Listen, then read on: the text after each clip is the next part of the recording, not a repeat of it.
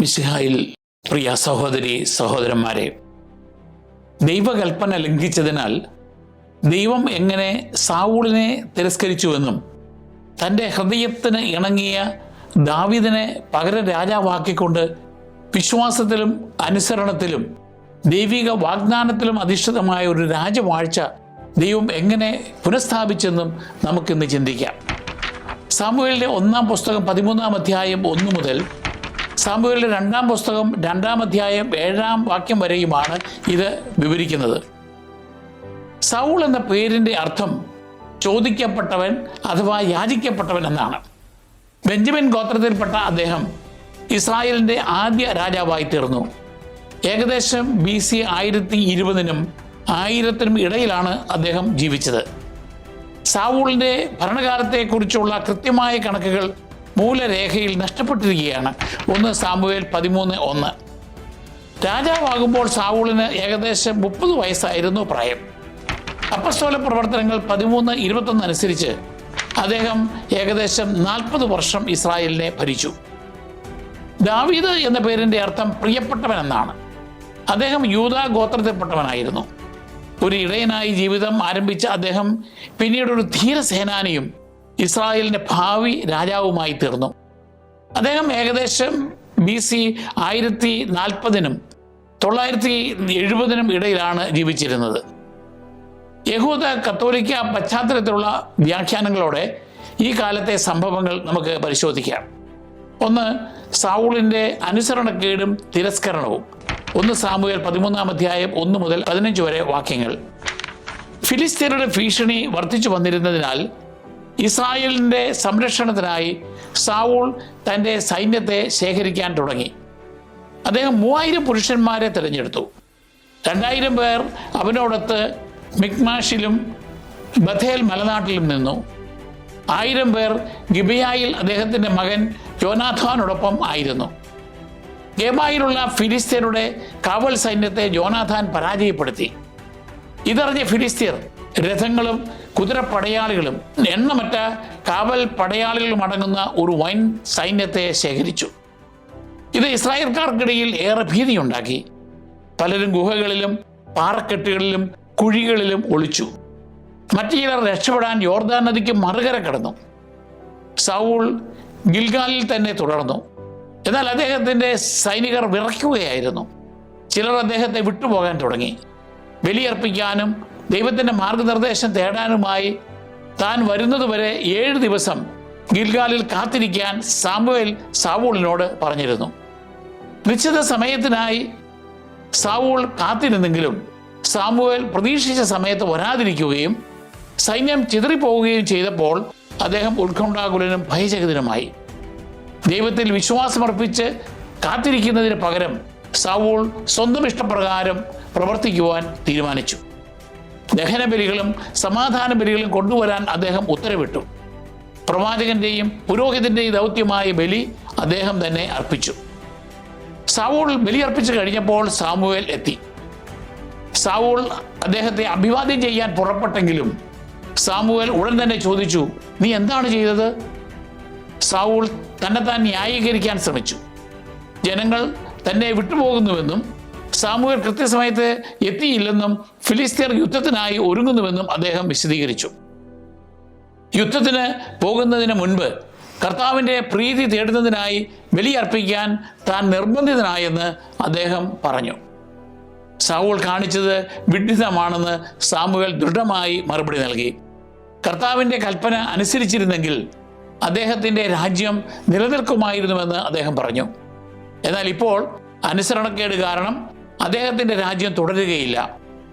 സാവൂൾ കർത്താവ് കൽപ്പിച്ചത് പാലിക്കാത്തതിനാൽ തൻ്റെ ജനത്തിൻ്റെ ഭാവി നേതാവാകാൻ കർത്താവ് തൻ്റെ ഹൃദയത്തിന് ഇണങ്ങിയ മറ്റൊരു മനുഷ്യനെ തിരഞ്ഞെടുത്തു കഴിഞ്ഞു. യഹൂദ വിശ്വാസപ്രകാരം ഈ പ്രവൃത്തി ദൈവിക ക്രമത്തിൻ്റെ ഗുരുതര ലംഘനമാണ്. പുരോഹിത ധർമ്മങ്ങൾ ഏറ്റെടുക്കാൻ രാജാവിന് അനുവാദമില്ലായിരുന്നു. സാവൂളിൻ്റെ അച്ചടക്കമില്ലായ്മയെയും ദൈവം നിശ്ചയിച്ച ഘടനയിലുള്ള വിശ്വാസക്കുറവിനെയുമാണ് കാണിക്കുന്നത്. കത്തോലിക്ക വീക്ഷണത്തിൽ മതപരമായ ബാഹ്യ പ്രവൃത്തികളെക്കാൾ ദൈവഹിതത്തോടുള്ള അനുസരണമാണ് പ്രധാനമെന്ന് ഈ ഭാഗം പഠിപ്പിക്കുന്നു. സാവൂളിൻ്റെ ആത്മീയ തകർച്ചയുടെ തുടക്കത്തെ ഈ നിമിഷം അടയാളപ്പെടുത്തുന്നു. കൂടാതെ വിശ്വസ്തവും അനുസരണവുമുള്ള ഒരു ഹൃദയത്തെയാണ് ദൈവം അന്വേഷിക്കുന്നത് എന്ന തത്വം ഇത് അവതരിപ്പിക്കുന്നു. രണ്ടാമത്തേത്, ഇസ്രായേലിൻ്റെ ബലഹീനതയും ഫിലിസ്ത്യരുടെ ആധിപത്യവും. സാമുവേലിൻ്റെ 1-ാം പുസ്തകം 13-ാം അധ്യായം 16 മുതൽ 23 വരെ വാക്യങ്ങൾ. സാമുവേൽ പോയതിന് ശേഷം സൗളിൻ്റെ സൈന്യം വളരെ ചെറുതായി തീർന്നു. സൈനികരെ എണ്ണി നോക്കിയപ്പോൾ ഏകദേശം 600 പേർ മാത്രമാണ് അദ്ദേഹത്തോടൊപ്പം അവശേഷിച്ചത്. സൗളും മകൻ യോനാഥാനും അവരുടെ ആളുകളും ബെന്യമിൻ പ്രദേശത്തെ ഗബയിൽ താമസിച്ചു. അതേസമയം ഫിലിസ്ത്യർ വളരെ വലുതും ശക്തവുമായ സൈന്യമായി അടുത്തുള്ള മിക്മാശിൽ താവളമടിച്ചു. ഫിലിസ്ത്യർ അവരുടെ താവളത്തിൽ നിന്ന് 3 വ്യത്യസ്ത ദിശകളിലേക്ക് കൊള്ള സംഘങ്ങളെ അയച്ചു.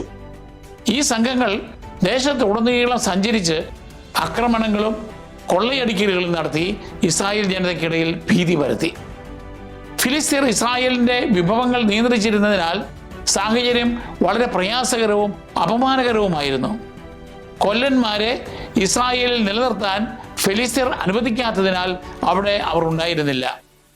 ഇസ്രായേലിയർക്ക് കൊല്ലന്മാരുണ്ടെങ്കിൽ അവർ വാളുകളും കുന്തങ്ങളും ഉണ്ടാക്കുമെന്ന് അവർ ഭയപ്പെട്ടു.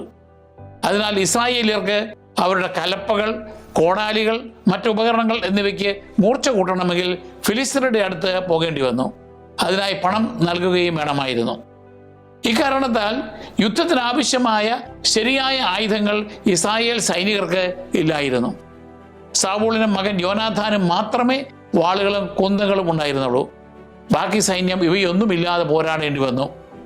അടിസ്ഥാന ആവശ്യങ്ങൾക്ക് പോലും ശത്രുക്കളെ ആശ്രയിക്കേണ്ടി വന്നതിലൂടെ ഇസ്രായേൽ എത്രത്തോളം ബലഹീനമായിരുന്നുവെന്ന് ഇത് കാണിക്കുന്നു. മൂന്നാമത്തേത്, യോനാഥാന്റെ വിശ്വാസവും ദൈവത്തിൻ്റെ വിടുതലും. 1 സാമുവേൽ 14-ാം അധ്യായം 1 മുതൽ 52 വരെ വാക്യങ്ങൾ. ദൈവത്തിൽ വിശ്വസിച്ചുകൊണ്ട് യോനാഥാൻ തൻ്റെ ആയുധവാഹകനോടൊപ്പം മാത്രം ഒരു ഫിലിസ്ത്യ സൈന്യത്തെ ധീരമായി ആക്രമിച്ചു. ആളേറിയാലും കുറഞ്ഞാലും കർത്താവിനെ രക്ഷിക്കുവാൻ തടസ്സമില്ലല്ലോ എന്ന് അദ്ദേഹം പ്രഖ്യാപിച്ചു. 1 സാമുവേൽ 14:6. ദൈവം ഫലിസ്ത്യർക്കിടയിൽ പരിഭ്രാന്തി ഉണ്ടാക്കി. ഇത് വലിയ ആശയക്കുഴപ്പത്തിനും ഇസ്രായേലിന് വൻ വിജയത്തിനും കാരണമായി. സൗളും സൈന്യവും യുദ്ധത്തിൽ ചേർന്നു. പലായനം ചെയ്തവർ പോലും യുദ്ധം ചെയ്യാൻ തിരിച്ചെത്തി. എന്നാൽ യുദ്ധസമയത്ത് ആരും ഭക്ഷണം കഴിക്കരുതെന്ന ഒരു അവിവേക ശപഥം നടപ്പിലാക്കാൻ സൗൾ സൈനികരോട് ആവശ്യപ്പെട്ടു. ഇത് സൈനികരെ തളർത്തി. ശബ്ദത്തെക്കുറിച്ച് അറിയാതിരുന്ന യോനാഥാൻ തേൻ കഴിക്കുകയും ശക്തി വീണ്ടെടുക്കുകയും ചെയ്തു.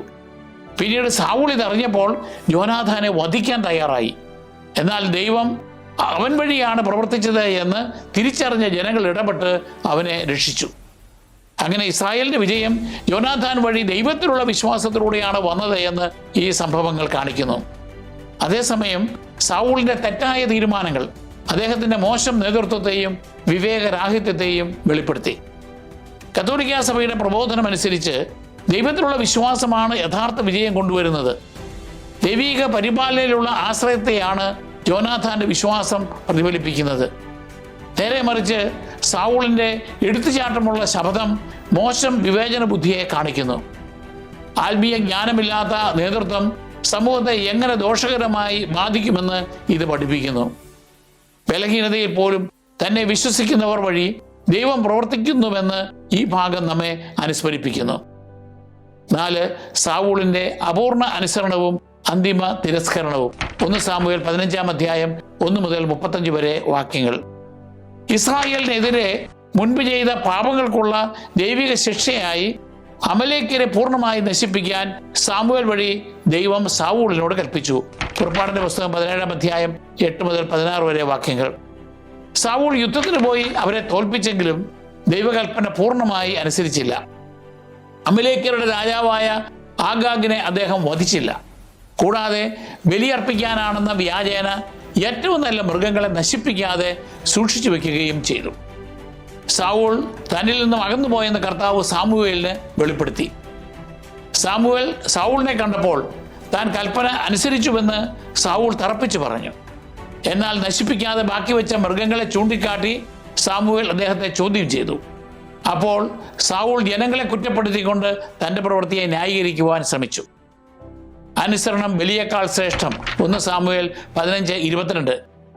ഈ സുപ്രധാന സത്യം സാമുവേൽ പ്രഖ്യാപിച്ചു. അനുസരണക്കേട് മന്ത്രവാദം പോലെയും അഹങ്കാരം വിഗ്രഹാരാധന പോലെയുമാണെന്ന് അദ്ദേഹം വിശദീകരിച്ചു.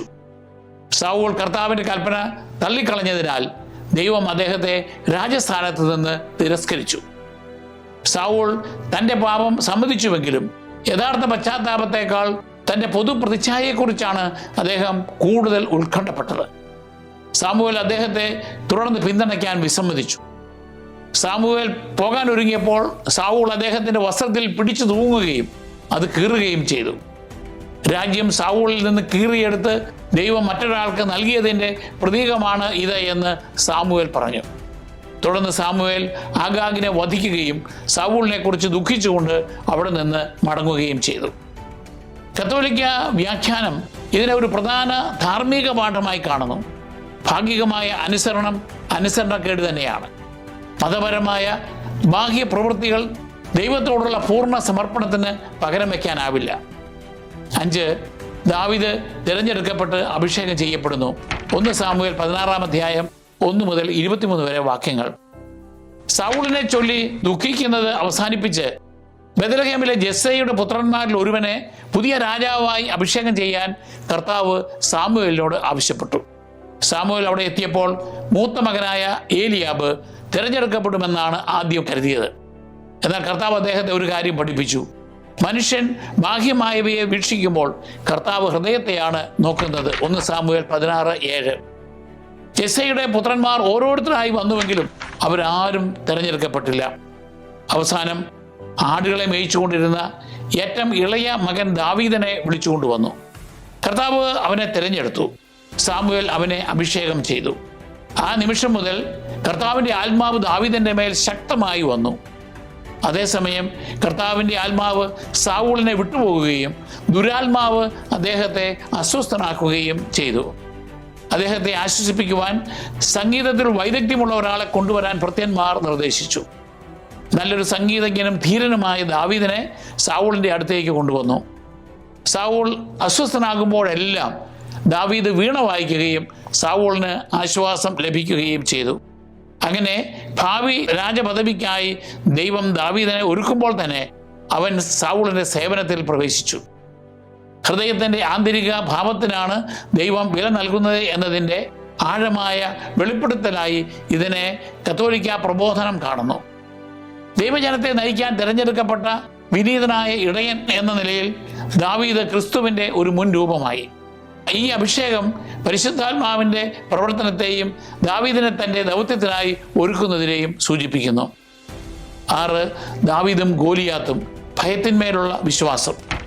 1 സാമുവേൽ 17 അധ്യായം 1 മുതൽ 58 വരെ വാക്യങ്ങൾ. ഫിലിസ്തീയർ ഇസ്രായേലിനെതിരെ യുദ്ധത്തിന് ഒത്തുകൂടി.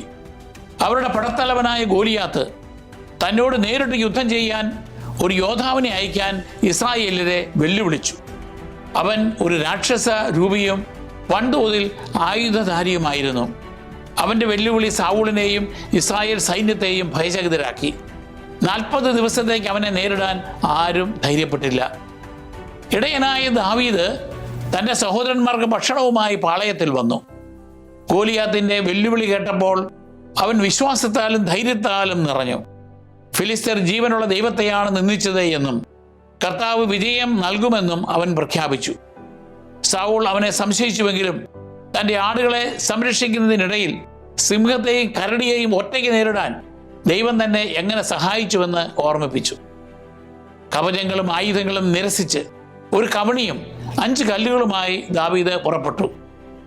ഈ യുദ്ധം കർത്താവിൻ്റെതാണ്. 1 സാമുവേൽ 17:47. ഇങ്ങനെ പ്രഖ്യാപിച്ചുകൊണ്ട് അവൻ ദൈവത്തിലുള്ള ആത്മവിശ്വാസത്തോടെ ഗോലിയാത്തിനെ നേരിട്ടു. ദാവീദ് കവിണ ഉപയോഗിച്ച് ഒരു കല്ലുകൊണ്ട് ഗോലിയാത്തിനെ അടിച്ചു വീഴ്ത്തുകയും ഗോലിയാത്തിൻ്റെ വാളുകൊണ്ട് തന്നെ അവനെ വധിക്കുകയും ചെയ്തു. ഫിലിസ്തീർ പായുകയും ഇസ്രായേൽ വൻ വിജയം നേടുകയും ചെയ്തു. ദാവീദിൻ്റെ വിശ്വാസം അവനെ ഇസ്രായേലിൽ ഉടനീളം പ്രശസ്തനാക്കി. ഇത് ദൈവം തിരഞ്ഞെടുത്ത നേതാവെന്ന നിലയിലുള്ള അവൻ്റെ ഉയർച്ചയുടെ തുടക്കമായി. യഹൂദ ദർശനത്തിൽ ദാവീദിൻ്റെ വിശ്വാസവും ധൈര്യവും ദൈവത്തിലുള്ള ഉറച്ച വിശ്വാസത്തിൽ അധിഷ്ഠിതമാണ്. കത്തോലിക്ക വ്യാഖ്യാന പ്രകാരം ഈ സംഭവം വിശ്വാസത്തിലൂടെയുള്ള ആത്മീയ വിജയത്തിൻ്റെ പ്രതീകമാണ്. ദാവീദിൻ്റെ വിജയം പാപത്തിന്മേലും തിന്മയിന്മേലുമുള്ള ക്രിസ്തുവിൻ്റെ വിജയത്തിൻ്റെ മുൻരൂപമാണ്. 7 സാവൂളിൻ്റെ അസൂയയും ദാവീദിൻ്റെ ഉയർച്ചയും. 1 സാമുവേൽ 18-ാം അധ്യായം 1-ാം വാക്യം മുതൽ 20-ാം അധ്യായം 42-ാം വാക്യം വരെ. ഗോലിയാത്തിന്മേലുള്ള ദാവീദിൻ്റെ വിജയത്തിന് ശേഷം അവൻ സാവൂളിൻ്റെ മകൻ യോനാഥാൻ്റെ അടുത്ത സുഹൃത്തായി. യോനാഥാൻ ദാവീദിനെ അത്യധികം സ്നേഹിക്കുകയും അവനുമായി ഒരു ഉടമ്പടി ഉണ്ടാക്കുകയും ചെയ്തു. സൗഹൃദത്തിൻ്റെയും ആദരവിൻ്റെയും അടയാളമായി തൻ്റെ വസ്ത്രവും ആയുധങ്ങളും അവന് നൽകി. സാവൂൾ ആവശ്യപ്പെട്ടതെല്ലാം ദാവീദ് വിജയകരമായി പൂർത്തിയാക്കിയതിനാൽ ജനങ്ങൾ അവനെ വളരെയധികം പുകഴ്ത്തി. എങ്കിലും സാവൂൾ 1000 കൊന്നു, ദാവീദ് 10,000-ങ്ങളെയും. 1 സാമുവേൽ 18:7. ഇങ്ങനെ സ്ത്രീകൾ പാടിയപ്പോൾ ദാവീദിന്റെ വിജയം സാവൂളിനെ അസൂയപ്പെടുത്തി. സിസേറിയ സാവൂളിന്റെ അസൂയ ഭയമായും വെറുപ്പായും വളർന്നു. അദ്ദേഹം പലതവണ ദാവീദിനെ വധിക്കാൻ ശ്രമിച്ചു. അതിനായി അവനെതിരെ കുന്തമെറിയുക പോലും ചെയ്തു. സാവൂൾ ദാവീദിനെ ഒരു സേനാപതിയാക്കുകയും പിന്നീട് തൻ്റെ മകളെ കൊണ്ട് വിവാഹം ചെയ്യിക്കുകയും ചെയ്തെങ്കിലും ഈ പ്രവൃത്തികൾ ദാവീദിനെ അപകടത്തിലാക്കാനുള്ള ശ്രമങ്ങൾ കൂടിയായിരുന്നു. എന്നാൽ കർത്താവ് ദാവീദിനെ സംരക്ഷിച്ചു. അവൻ തുടർന്നും വിജയിച്ചുകൊണ്ടിരുന്നു. യോനാഥാൻ ദാവീദിനോട് വിശ്വസ്തനായിരിക്കുകയും സാവൂളിന്റെ മുമ്പാകെ അവനെ പ്രതിരോധിക്കുകയും ചെയ്തു. കുറച്ചുകാലം സാവൂൾ അത് പരിഗണിച്ചെങ്കിലും അദ്ദേഹത്തിൻ്റെ ദേഷ്യം തിരിച്ചു വരികയും അദ്ദേഹം വീണ്ടും ദാവീദിനെ വധിക്കാൻ ശ്രമിക്കുകയും ചെയ്തു. അപകടം മനസ്സിലാക്കിയ ദാവീദ് സഹായത്തിനായി യോനാഥാനെ സമീപിച്ചു. സാവൂളിന്റെ ഉദ്ദേശങ്ങളെക്കുറിച്ച് യോനാഥാൻ ദാവീദിന് മുന്നറിയിപ്പ് നൽകി. ഒരു വിരുന്നിനിടയിൽ സാവൂളിന്റെ മനോഭാവം ഉറപ്പാക്കാൻ അവർ ഒരുമിച്ച് ഒരു പദ്ധതി തയ്യാറാക്കി. ദാവീദിന്റെ അസാന്നിധ്യത്തിൽ സാവൂൾ കോപിക്കുകയും യോനാഥാനെ പോലും ഉപദ്രവിക്കാൻ ശ്രമിക്കുകയും ചെയ്തപ്പോൾ ദാവീദിന്റെ ജീവൻ അപകടത്തിലാണെന്ന് വ്യക്തമായി. മുൻ നിശ്ചയപ്രകാരം അമ്പുകൾ ഉപയോഗിച്ചുള്ള അടയാളത്തിലൂടെ യോനാഥാൻ രഹസ്യമായി ദാവീദിനെ വിവരമറിയിച്ചു. ആ 2 സുഹൃത്തുക്കളും അത്യധികം വികാരാധീനരായി യാത്ര പറയാൻ കണ്ടുമുട്ടി. അവർ കർത്താവിൻ്റെ മുമ്പാകെ തങ്ങളുടെ ഉടമ്പടി പുതുക്കി. തുടർന്ന് ദാവീദ് തൻ്റെ ജീവരക്ഷാർത്ഥം ഓടിപ്പോയി. അത് പലായനം ചെയ്യുന്ന അവൻ്റെ ഒരു ജീവിതഘട്ടത്തിന് തുടക്കമായിരുന്നു. കത്തോലിക്ക പ്രബോധനം മുന്നറിയിപ്പ് നൽകുന്നത് അസൂയയും അഹങ്കാരവും ബന്ധങ്ങളെയും നേതൃത്വത്തെയും നശിപ്പിക്കുന്നു എന്നാണ്. യോനാഥാന്റെ വിശ്വസ്തത യഥാർത്ഥ സൗഹൃദത്തെയും ഉടമ്പടി സ്നേഹത്തെയും പ്രതിഫലിപ്പിക്കുന്നു. അസൂയയാൽ ഐക്യപ്പെട്ട ഹൃദയവും ദൈവഹിതത്തിനായി തുറക്കപ്പെട്ട ഹൃദയവും തമ്മിലുള്ള വ്യത്യാസം ഈ ഭാഗം കാണിച്ചു തരുന്നു.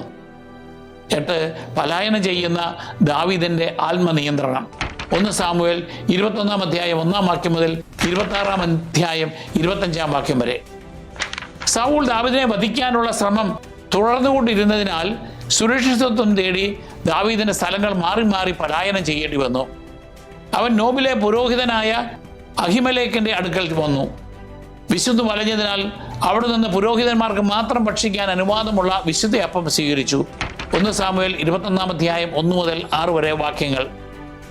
രാജഭരണം തുടങ്ങുന്നതിന് മുൻപ് ഷീലോ ആയിരുന്നു പ്രധാന ആരാധനാ കേന്ദ്രമെങ്കിലും ജെറുസലേമിൽ ദേവാലയം പണിയുന്നതിന് മുൻപ് സൗളിന്റെ കാലത്ത് നോബ് ആയിരുന്നു അക്കാലത്തെ ആരാധനാ കേന്ദ്രം. ആയുധം ഇല്ലാതിരുന്ന ദാവീദ് അവിടെ സൂക്ഷിച്ചിരുന്ന ഗോലിയാത്തിന്റെ വാൾ ചോദിച്ചു വാങ്ങി.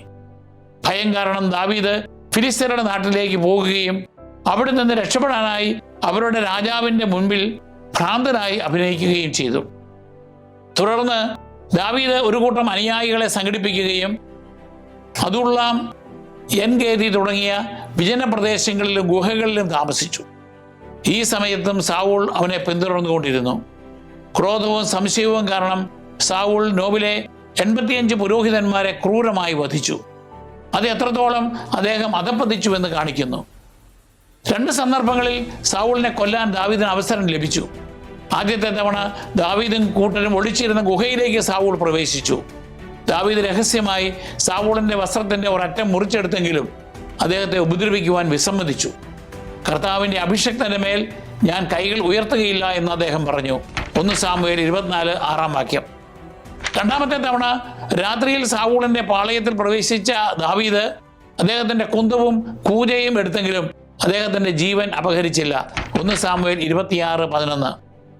ഓരോ തവണയും ദാവീദ് ബഹുമാനവും കരുണയും കാണിച്ചുകൊണ്ട് തൻ്റെ നിരപരാധിത്വം തെളിയിക്കുകയും വിധി ദൈവത്തിന് വിട്ടുകൊടുക്കുകയും ചെയ്തു. ഒരു നിമിഷം സാവൂൾ തൻ്റെ തെറ്റ് സമ്മതിക്കുകയും ദാവീദിന്റെ നീതിയെ അംഗീകരിക്കുകയും ചെയ്തു.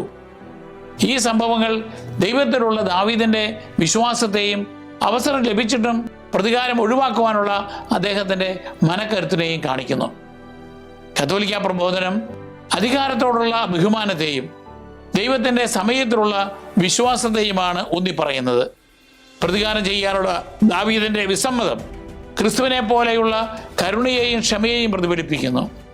നീതി നടപ്പാക്കുന്നത് ദൈവമാണെങ്കിലും കഷ്ടപ്പാടുകൾക്കിടയിലും വിശ്വസ്തയോടെ പ്രവർത്തിക്കാൻ വിശ്വാസികൾ വിളിക്കപ്പെട്ടിരിക്കുന്നുവെന്നും ഇത് പഠിപ്പിക്കുന്നു. 9. സാവൂളിൻ്റെ പതനവും മരണവും. 1 സാമുവേൽ 27 അധ്യായം 1 വാക്യം മുതൽ 31 അധ്യായം 13 വാക്യം വരെ. സാവൂൾ തന്നെ പിന്തുടരുന്നത് തുടർന്നപ്പോൾ ദാവീദ് നിരാശനാവുകയും ഫിലിസ്ത്യരുടെ ഇടയിൽ അഭയം തേടാൻ തീരുമാനിക്കുകയും ചെയ്തു. അവൻ ഗത്തിലെ രാജാവായ ആഖീഷിന്റെ അടുക്കൽ ചെന്നു. താമസിക്കാൻ സിഗ്ലാഗ് എന്ന പട്ടണം അവന് ലഭിച്ചു. അവിടെ താമസിക്കുമ്പോൾ ദാവീദ് ഇസ്രായേലിന്റെ ശത്രുക്കൾക്കെതിരെ ആക്രമണങ്ങൾ നടത്തിയിരുന്നുവെങ്കിലും താൻ ഇസ്രായേലിനെയാണ് ആക്രമിക്കുന്നത് എന്ന് ആഖീഷിനെ വിശ്വസിപ്പിച്ചു.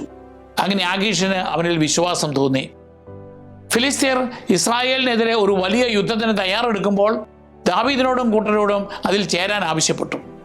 എന്നാൽ ഫിലിസ്തീയ നേതാക്കൾ ദാവീദിനെ അവിശ്വസിച്ച് തിരിച്ചയച്ചു. ദാവീദ് സിഗ്ലാഗിൽ തിരിച്ചെത്തിയപ്പോൾ അമലേക്കർ ആ പട്ടണം ആക്രമിക്കുകയും അത് ചുട്ടരിക്കുകയും സ്ത്രീകളെയും കുട്ടികളെയും തടവുകാരായി കൊണ്ടുപോകുകയും ചെയ്തതായി കണ്ടു. ദാവീദ് കർത്താവിൻ്റെ മാർഗനിർദ്ദേശം തേടി അമലേക്കരെ പിന്തുടർന്ന് അവരെ പരാജയപ്പെടുത്തി എല്ലാ തടവുകാരെയും വസ്തുവകകളെയും വീണ്ടെടുത്തു. അതേസമയം ഫിലിസ്ത്യർ ഗിൽബോവ മലയിൽ ഇസ്രായേലിനോട് യുദ്ധം ചെയ്തു. ഇസ്രായേലിയർ പരാജയപ്പെടുകയും യോനാഥാൻ ഉൾപ്പെടെയുള്ള സാവൂളിൻ്റെ പുത്രന്മാർ കൊല്ലപ്പെടുകയും ചെയ്തു. സാവൂളിന് അമ്പെയ്ത്തുകാരിൽ നിന്ന് കഠിനമായ പരിക്കേറ്റു. ശത്രുക്കളുടെ പിടിയിൽ അകപ്പെടുന്നതും അപമാനിക്കപ്പെടുന്നതും ഭയന്ന് അദ്ദേഹം സ്വന്തം വാളിന്മേൽ വീണ് മരിച്ചു. അദ്ദേഹത്തിൻ്റെ ആയുധവാഹകനും കൂടെ മരിച്ചു. ഫിലിസ്ത്യർ സാവൂളിൻ്റെ തല അറുത്തെടുക്കുകയും ശരീരം പ്രദർശിപ്പിക്കുകയും ചെയ്തു. എന്നാൽ യാബേഷ് ഗിലെയാദിലെ പുരുഷന്മാർ ധീരമായി സാവൂളിൻ്റെയും പുത്രന്മാരുടെയും മൃതദേഹങ്ങൾ വീണ്ടെടുത്ത് മാന്യമായി സംസ്കരിച്ചു. തുടർച്ചയായ അനുസരണക്കേട് മൂലം സാവൂളിൻ്റെ ജീവിതത്തിലും രാജവാഴ്ചയ്ക്കുമുണ്ടായ ദാരുണമായ അന്ത്യമാണ് ഇത് കാണിക്കുന്നത്. അതേസമയം പ്രയാസകരമായ സാഹചര്യങ്ങളിലും ദാവീദിന് ലഭിച്ച ദൈവിക സംരക്ഷണത്തെയും ഇത് വെളിപ്പെടുത്തുന്നു. 10. ദാവീദിന്റെ വിലാപവും രാജപദവിയിലേക്കുള്ള ഉയർച്ചയും. 2 സാമുവേൽ 1 അധ്യായം 1 മുതൽ 2 അധ്യായം 7 വരെയുള്ള വാക്യങ്ങൾ. സാവൂളിന്റെ മരണശേഷം ദാവീദ് സിഗ്ലാഗിലേക്ക് മടങ്ങി. യുദ്ധക്കളത്തിൽ നിന്നും എത്തിയ ഒരു ദൂതൻ സാവൂളും മകൻ യോനാഥാനും മരിച്ച വിവരം അറിയിച്ചു.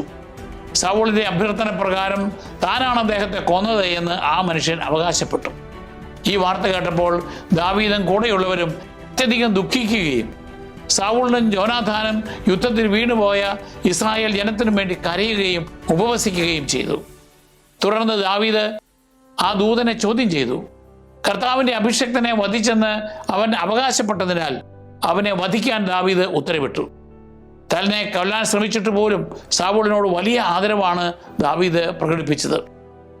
സാവൂളിനെയും യോനാഥാനെയും ഓർത്ത് ദാവീദ് മനോഹരമായ ഒരു വിലാപ ഗീതം രചിച്ചു. അവരുടെ ധീരതയെ പുകഴ്ത്തിയ അദ്ദേഹം തൻ്റെ അടുത്ത സുഹൃത്തായ യോനാഥാനെ ഓർത്ത് ആഴമായ ദുഃഖം രേഖപ്പെടുത്തി. ഈ വിലാപഗീതം യൂദാ ജനതയെ പഠിപ്പിക്കണമെന്ന് അദ്ദേഹം കൽപ്പിച്ചു. ഇതിനുശേഷം ദാവീദ് കർത്താവിൻ്റെ മാർഗനിർദ്ദേശം തേടിയപ്പോൾ ഹെബ്രോനിലേക്ക് പോകാൻ നിർദ്ദേശം ലഭിച്ചു. അവിടെ യൂദാ ഗോത്രക്കാർ അവനെ തങ്ങളുടെ രാജാവായി അഭിഷേകം ചെയ്തു.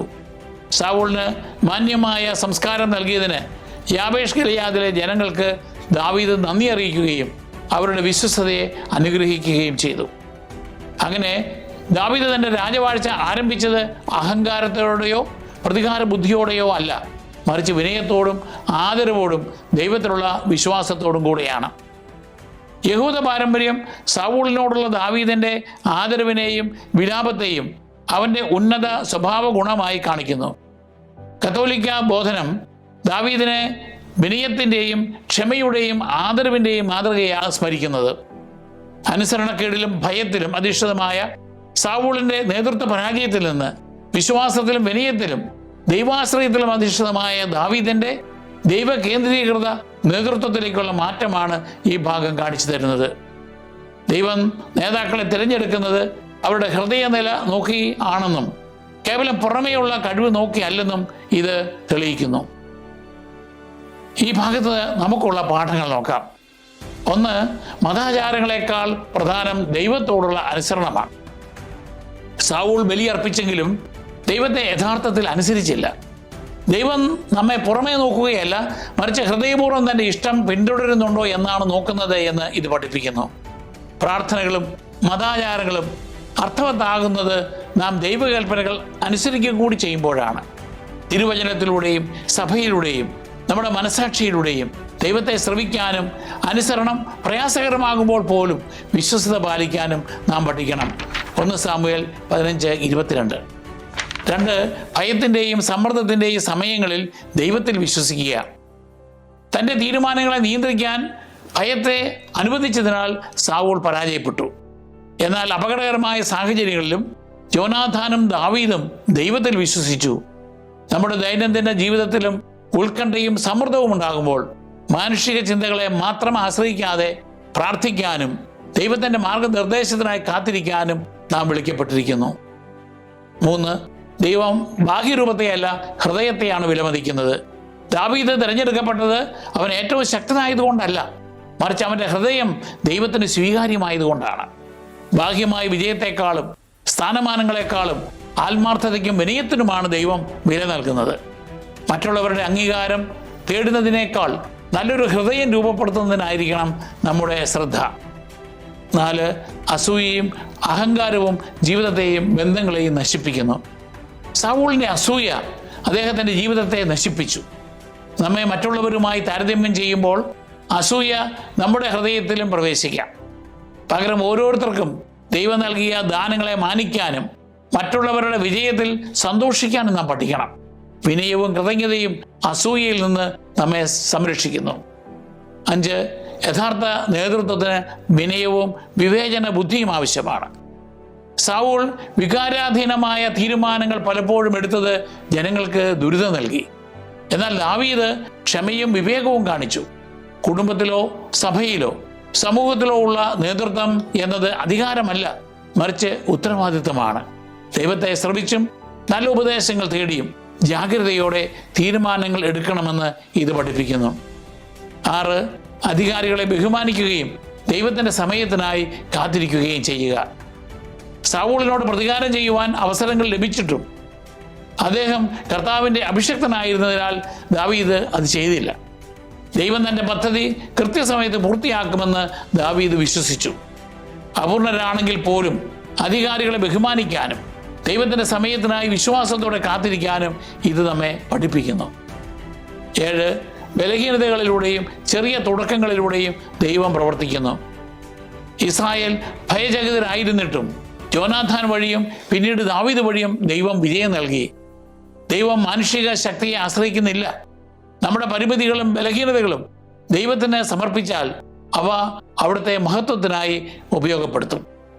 നമുക്ക് പ്രാർത്ഥിക്കാം. കർത്താവായ ദൈവമേ, വിശ്വസ്തമായ ഹൃദയമുള്ളതിനാൽ അങ്ങ് ദാവീദിനെ തിരഞ്ഞെടുക്കുകയും അനുസരണക്കേട് നിമിത്തം സാവൂളിനെ തിരസ്കരിക്കുകയും ചെയ്തുവല്ലോ. അങ്ങയുടെ സ്വരം ശ്രവിക്കാനും വിനയത്തോടെ അങ്ങയുടെ ഇഷ്ടം പിന്തുടരാനും ഞങ്ങളെ സഹായിക്കണമേ.